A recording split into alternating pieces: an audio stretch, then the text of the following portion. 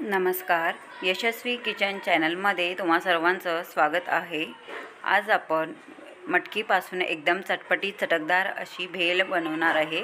अशा प्रकारचे मटकी, मूग याचं मोड कधी ना कधी थोडे उरलेलेच असतात घरी, तर त्याचं काय करायचं, तर तुम्ही अशा प्रकारे व्हिडिओ बघून रेसिपी करू शकता.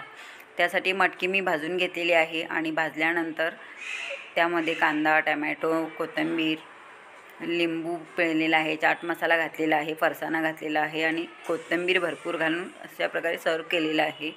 तुम्हाला हवं असल्यास तुम्ही बारीक शेव पण घालून सर्व करू शकता.